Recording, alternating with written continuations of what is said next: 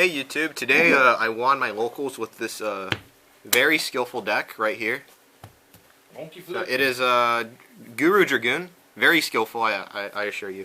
For the Subterror monsters we play 3 Guru.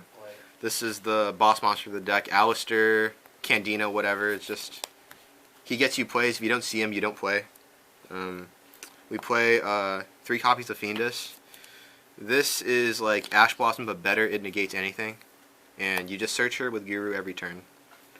So we play 1 Numatrix, 1 Archer. So Archer, she helps you with removal. Like she could shuffle face down monsters into the deck if she attacks them. And he has a flip effect to banish a monster on the field, so he could also help you clear guys. So he's like a sort of bigger boss monster. So this is it for the Subterrors. Then for the hand traps we play 3-dimensional Shifter.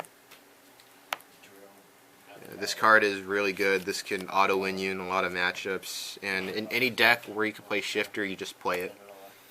So that's why we play it in here. We play 3 Ash, staple. It's Ash Blossom. Helps you like stop searching, just stop like most cards in the game. Play 3 copies of Nibiru. This helps you with the combo decks because our deck is pretty slow. And we play the 2 bricks. The ultimate wizard in terms of attack and defense, and a ferocious dragon with a deadly attack. Okay, we play 3 prosperity and 2 duality. So this helps us see city or red ice fusion. And if we see those cards together, we're in a very good position. So this card being released is probably the only reason why this deck is playable. So we'll play 3 Hidden City. So we'll play 1 Terraforming. This is the best card in the deck. This just gets you to a play, and it's just going to be snowballed advantage from there. 3 Red Ice Fusion. This is pretty good because it doesn't actually conflict with your Subterror plays, because you actually do not summon Guru. You set it first and then you flip it up with Hidden City. So that does not conflict with the restrictions on Red Ice Fusion. And then we play 1 Call by the Grave because we want to stop our Red Ice Fusion or our Hidden City from getting ashed. And we play the 1 Subterror Cave Clash.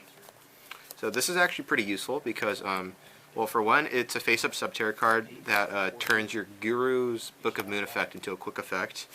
And if your Guru does damage, you could add, or any Subterror. If a Subterror does battle damage to your opponent, you could add a Subterror monster from your grave to your hand.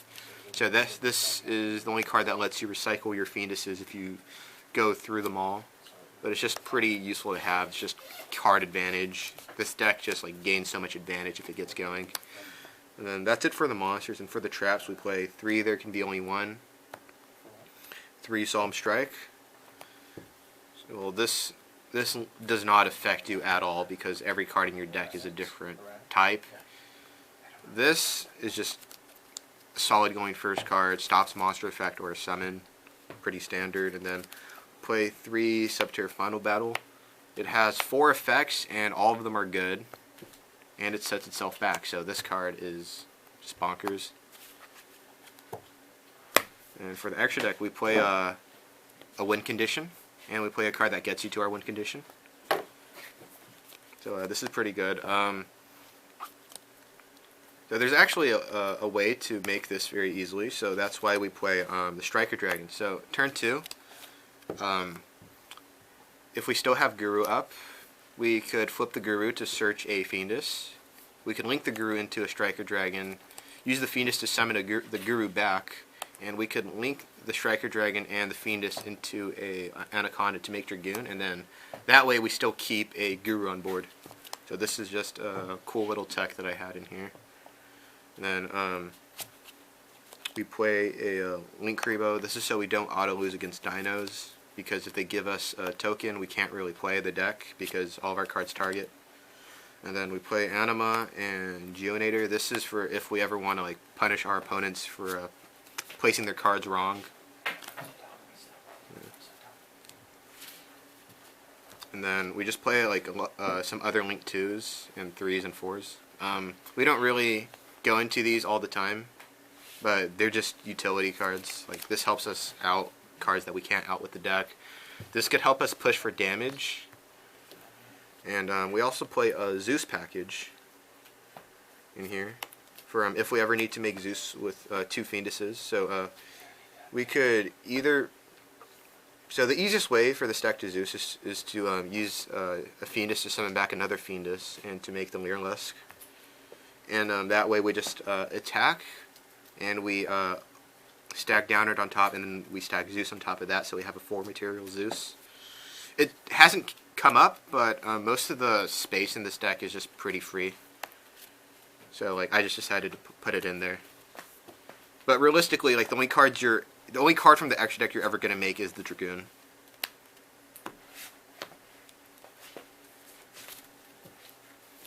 And the Beard token. So for the side deck, we play some very broken going first cards. So 3 Summon Limit, 3 Solemn Judgment. So these cards are just really good. Self-explanatory. Yeah, we side this against the combo decks, and we just side this so we don't lose to Lightning Storm. Then we side some back removal. Feather Duster, and 3 copies of Cyclone. Pretty standard. Just good generic back removal. And then we play some other hand traps, in addition to the 9 that we already play in the main deck. We play 2 copies of Ghost Ogre and 3 copies of Impermanence. So the Ghost Ogres, they're not very standard, but they can be very good against Dragon Link when you just Ogre the field spell, and that could sometimes just make them end their turn. Or if they play incorrectly, you could Ogre an LP and make the effect fizzle. So yeah, that's the deck, and check out this awesome Field Center. So yeah, this deck, you guys should play it. It takes a lot of skill. It takes a lot of skill to drop Dragoon and flip trap cards. Yeah, thank you.